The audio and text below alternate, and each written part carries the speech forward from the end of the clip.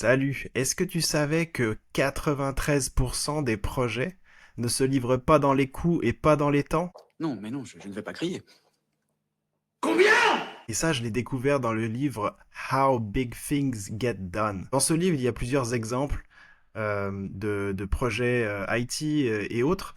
Et il y a une statistique assez incroyable qui montre que seulement 48% des projets arrivent dans leur budget initial et moins de 9% arrivent à la fois dans le budget initial, mais aussi à la date.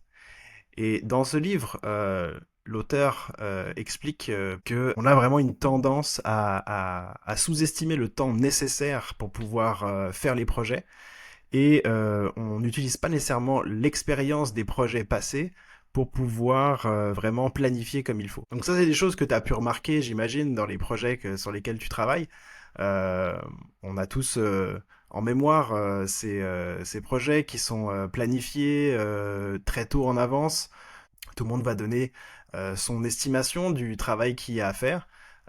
Et à un moment donné, tout ça est compilé et devient une timeline sur laquelle les gens vont essayer de se commettre comme un engagement ferme à aller livrer à cette date le fameux projet. C'est pas les personnes en elles-mêmes qui planifient mal, la mauvaise utilisation de la planification qui va pousser les équipes à livrer plus vite, et on sait tous que ça peut mener à des problèmes de qualité ou d'engagement par la suite. Là aujourd'hui, moi je voudrais te montrer un exemple d'outil que j'adore, qui va justement te permettre d'utiliser tout le data pour pouvoir donner une date qui est beaucoup plus logique, qui est basée sur des faits, pas juste sur des impressions, et te donner une date qui est plus proche du réel, hein, qui va être quelque chose où tu peux avoir un indice de confiance plus élevé, et éviter que ton projet se ramasse dans les 93%. Alors cet outil qui s'appelle le Throughput Forecaster, contrairement à ce que tu pourrais utiliser avec des story points qui vont t'aider à avoir une estimation de l'effort relatif, cet outil va utiliser les données historiques, donc le throughput, le nombre de choses, d'éléments qui sont terminés par semaine. Ça va se faire grâce à des simulations de Monte-Carlo, qu'on avait déjà abordé très rapidement dans un épisode que je te mets en description. Ce que ça va aider, c'est que tu vas avoir moins besoin de faire ces fameuses réunions de planning poker où tout le monde va essayer d'estimer du mieux qu'on peut le travail qu'on va devoir faire dans un an, où on a une vague idée de ce qu'il y aura à faire. Pour nos amis PO que j'adore, ça va vous donner surtout un levier de discussion pour pouvoir faire ajuster le scope grâce à des données qui sont indiscutables par rapport à vos parties prenantes. Pour les Scrum Masters, ça va vous aider déjà à la fois à démontrer l'impact de vos actions au quotidien pour améliorer la fluidité du travail, protéger l'équipe contre la surcharge et utiliser les fameuses rétrospectives pour pouvoir regarder comment est-ce qu'on fait en sorte que ce rythme de travail-là devient optimal, mais aussi soutenable. L'avantage que j'adore, moi, dans cet outil-là, c'est que t'as pas besoin de plugin. Ok, c'est vraiment low effort. C'est vraiment très très simple à utiliser, et aussi c'est l'outil, il est gratuit, il est open source. Ce qu'on va faire, c'est qu'on va regarder où est-ce qu'on peut attraper cet outil-là, comment est-ce qu'on va l'utiliser, et surtout qu'est-ce que tu peux en faire pour t'assurer que le projet arrive à la bonne date. Où trouver cet outil? Le Throughput Forecaster, tu vas le trouver dans mon Ultimate Toolbox. Il y a quand même beaucoup d'outils qui sont ici, et dans le Product Delivery, tu vas avoir une section Forecasting Using Data où tu vas voir cet outil. Le Throughput Forecaster qui a été mis en place par Troy Meganis de Focused Objective, ça fait beaucoup de mots en anglais.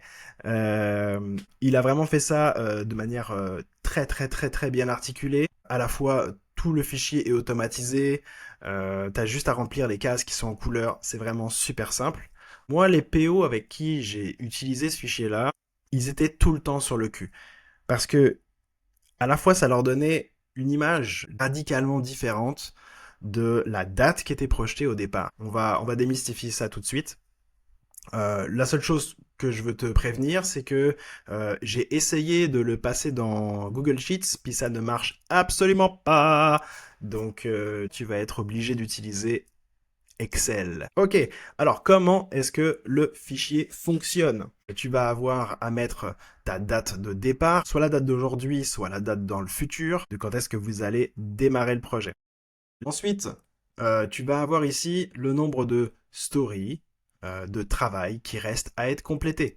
Donc, tu vas pouvoir mettre ta meilleure estimation du nombre de stories qui restent à faire, moyenne basse, moyenne haute. Donc ça, c'est important pour ajouter un peu de la variation. Et aussi, tu vas aller pouvoir sélectionner ici un niveau de complexité du travail qui reste à faire.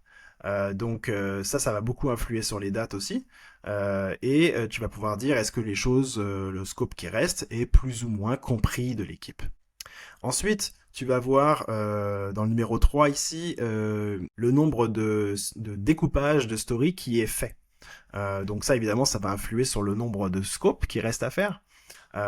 Et donc là, low guess, high guess, dans le meilleur des cas, la story n'est pas découpée, donc 1. Et dans le plus haut découpage que vous avez fait, c'était soit une story devient une story ou deux stories. Ensuite, c'est là que ça devient intéressant au niveau du throughput. Tu vas pouvoir entrer des variables par rapport au rythme de travail. Est-ce que vous travaillez sur un rythme à la semaine ou sur un rythme de 2 semaines, 3 semaines ou 4 semaines en fonction de tes sprints. Le nombre de jours va s'afficher ici. Et ensuite, tu vas pouvoir utiliser soit des données historiques, votre vrai throughput, ce que je te recommande, ou alors un estimé qu'on va pouvoir regarder là rapidement ensemble. Donc le throughput, c'est le nombre de choses qui terminent par semaine.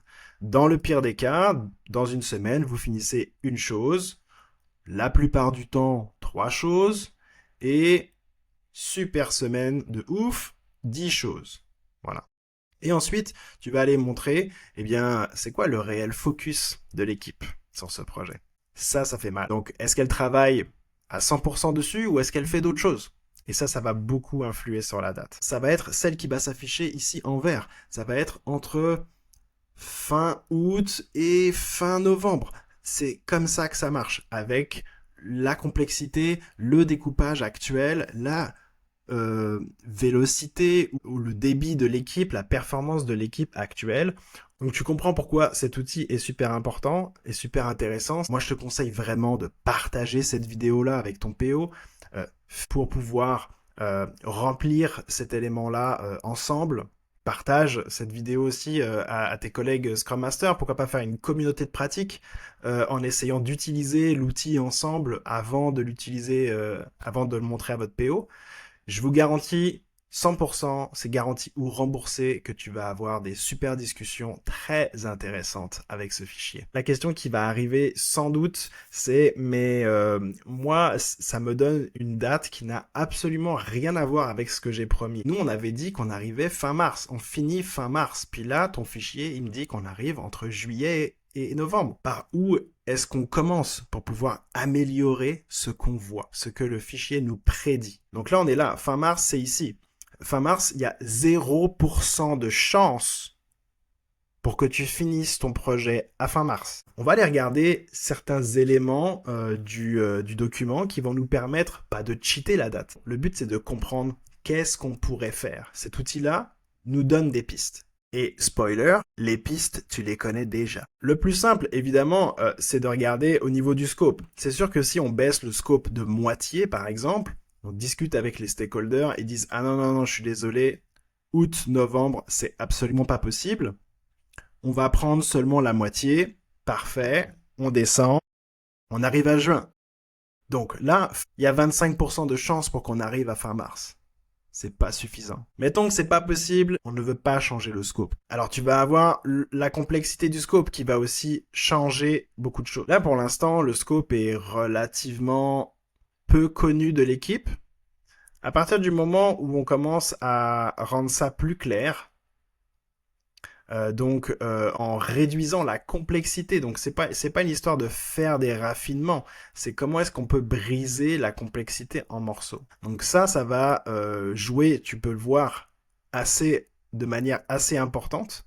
On arrive aux alentours de mai. Rendre le scope beaucoup plus clair en termes de complexité va influer énormément dans ta date.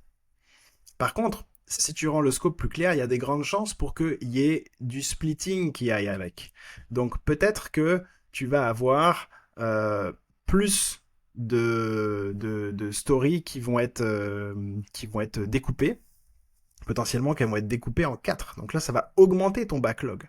Tu vas en avoir de plus en plus.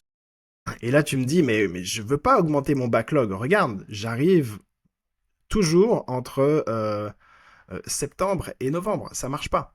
Sauf que le fait est que si tu as découpé en plus petites stories, si une story devient 4 et qu'elles sont beaucoup plus claires, elles sont aussi beaucoup plus simples à faire. Potentiellement que tu aurais augmenté ton throughput ou ta vélocité de manière beaucoup plus importante. Ce qui fait que si tu en fais 3 fois plus, tu arrives avec une très grande chance ici, parce que les éléments sont moins complexes, plus petits à faire, tu vas pouvoir en faire beaucoup plus. Dans le pire des cas, tu vas pouvoir en faire 3 au lieu d'un. Donc évidemment que ça accélère le fait que ton backlog se vide. Et là, tu vois, regarde, tu arrives déjà à fin mars. Et il y a quelque chose aussi qui change beaucoup. Pour le fun, je vais juste revenir. Mettons que la performance, entre guillemets, la vitesse de livraison de l'équipe n'a pas vraiment changé. Le fait de les focuser sur une seule chose à la fois, eh bien, déjà, si on leur dit, OK, on arrête de travailler sur d'autres choses, on fait que ça, regarde, on est déjà à fin avril. Donc voilà, c'était vraiment un aperçu de cet outil que j'aime beaucoup, que j'aimerais que beaucoup plus de personnes utilisent au quotidien, dans leur coaching avec le PO, dans leur planification de projet, qui puissent aussi exposer aux stakeholders, parce que ça donne vraiment une idée super intéressante de comment est-ce qu'on peut aller modeler le besoin d'affaires et une réalité d'équipe, de pouvoir négocier à la fois un scope ou alors négocier une capacité de l'équipe qui est partagée sur plusieurs projets. Si vous vous expliquez à vos stakeholders que si l'équipe travaille à 100% là-dessus, on gagne 6 mois d'avance sur le projet, peut-être qu'ils vont faire un choix. Peut-être que le deuxième projet est un peu moins important. Si tu veux m'aider, partage cette vidéo à tes collègues, va chercher l'outil dans la toolbox et régale-toi, il y a aussi plein d'autres choses intéressantes. Moi, je te retrouve dans un prochain épisode et dans la newsletter de Collaboration Solved. Si tu veux d'autres vidéos de ce genre où on rentre en détail dans un outil, eh bien, laisse-moi un commentaire. Et surtout, bah, si tu l'as utilisé et que tu sais pas du tout quoi faire avec, ou que tu as juste adoré et que ça a explosé ta tête, bah, je veux t'entendre aussi. Donc, commentez, likez, tout ça. Bisous, bisous. On se dit à bientôt. Allez, ciao.